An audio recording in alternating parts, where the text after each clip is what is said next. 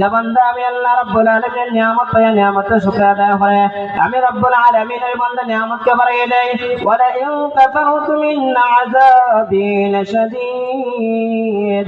আর যে বান্দা আমি রব্বুল আলামিনের নিয়ামত পায় নিয়ামতের শুকরিয়া আদায় করে না আমি রব্বুল আলামিনের বান্দার নিয়ামতকে ছিনায় নেই এবং কিয়ামতের ময়দানে কঠিন আযাবের মাঝে গ্রেফতার করে।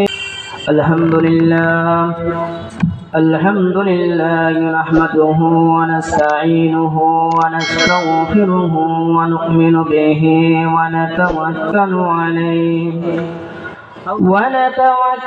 عليه ونعوذ بالله من شرور أنفسنا ومن سيئات أعمالنا ومن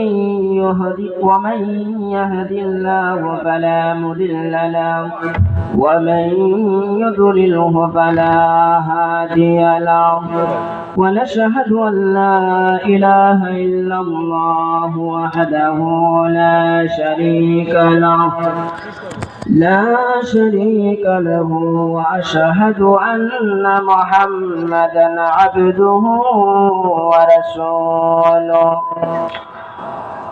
اللهم صل على محمد وعلى آل محمد كما صليت على إبراهيم وعلى آل إبراهيم إنك حميد مجيد اللهم بارك على محمد وعلى آل محمد كما باركت على إبراهيم وعلى آل إبراهيم إنك حميد مجيد أعوذ بالله من الشيطان الرجيم بسم الله الرحمن الرحيم كل نفس ذائقة الموت قال النبي صلى الله عليه وسلم طلب العلم فريضة على كل مسلمين صلى الله على سيدنا ومولانا محمد وعلى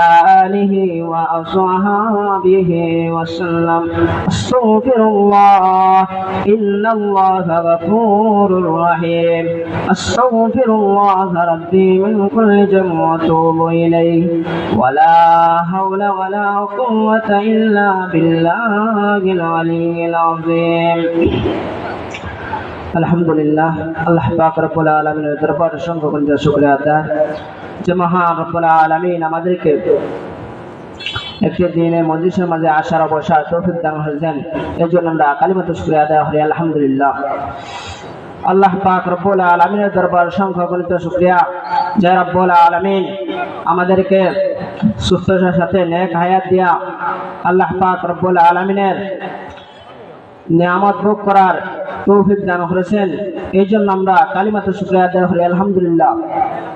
আল্লাহ রাব্বুল আলামিন আমাদেরকে এই দুনিয়ার জমিনে সৃষ্টি করেছেন একমাত্র আল্লাহ পাক রব্বুল আলামিনের গোলামি হওয়ার জন্য। যখন আমরা রব্বুল আলামিনের গোলামি হব তখন রব্বুল আলামিন আমাদের উপরে রাজি আর খুশি হয়ে যাবেন। এই জন্য এই দুনিয়ার জমিন আমাদের জন্য চিরস্থায়ী থাকার জায়গা নয়। এই দুনিয়ার জমিন থেকে একদিন হলেই আমরা আমাদের পূর্বপুরুষরা এই দুনিয়ার জমিন থেকে দুনিয়ার জমিন সারিয়া অন্ধকার কবরে চলে গেছেন।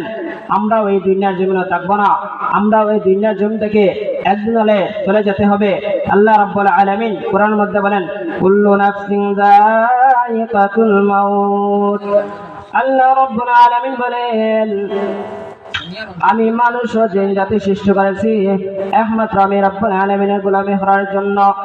প্রত্যেক মানুষ মৃত্যু সাধন করতে হবে। এই দুনিয়ার জমিন কোন চিরস্থায়ী তাহার জায়গা নাই। এই দুনিয়ার জমিন থেকে একদিন হলে এই দুনিয়ার জমিন ছেড়ে যেতে হবে। এই জন্য আমার মায়ের বান্দা হল এই দুনিয়ার জমিন ছেড়ে যেতে হলে এই দুনিয়ার জমিন আল্লাহ রাব্বুল আলামিন কিছুদিনের জন্য আমাদেরকে মেহমানদের জন্য পাঠাইছেন। এই জন্য দুনিয়ার জমিন আল্লাহ রাব্বুল আলামিন আমাদেরকে কিছু উদ্দেশ্য দিয়া পাঠাইছেন। এই উদ্দেশ্যগুলো আমরা আদায় করতাম। আল্লাহ রাব্বুল আলামিন আমাদের উপর পাঁচ নামাজ ফরজ করেছেন। এই পাঁচ ওয়াক্ত আমরা যত টাইমে নামাজ আদায় করতাম, যখন এই পাঁচ ওয়াক্ত নামাজ আমরা জামাতের সাথে আদায় করব আল্লাহ রাব্বুল আলামিন আমাদের উপর রাজি আর খুশি হয়ে যাবেন।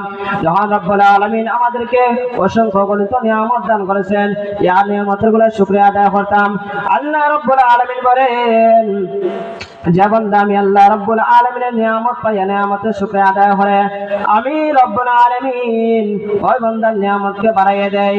আল্লাহ রাব্বুল আলামিন বলেন লা ইন শাকারতুম লাযীদান্নাকুম ওয়া লা ইন কাফারতুম ইন্না আযাবি লাশাদীদ।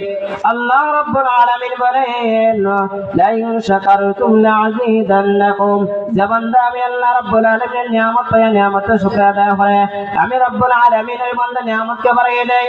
ওয়া লা ইন কাফারতুম ইন্না আযাবি লাশাদীদ, আর যে বান্দা আমি রব্বুল আলামিনের নিয়ামত পাইয়া নিয়ামতের শুকরিয়া আদায় করে না আমি রব্বুল আলামিনের বান্দার নিয়ামতকে ছিনায় নেই এবং কিয়ামতের ময়দানে কঠিন আযাবের মাঝে গ্রেফতার করে। এজন্য আমরা রব্বুল আলামিনের নিয়ামত পাইয়া নিয়ামতের শুকরিয়া আদায় করতাম। আল্লাহ রব্বুল আলামিন আমাদেরকে যে নিয়ামত দিয়েছেন এই নিয়ামতগুলোর শুকরিয়া আদায় করতাম। আল্লাহ রব্বুল আলামিন আমাদেরকে আমল করার তৌফিক দান করেন। আমিন।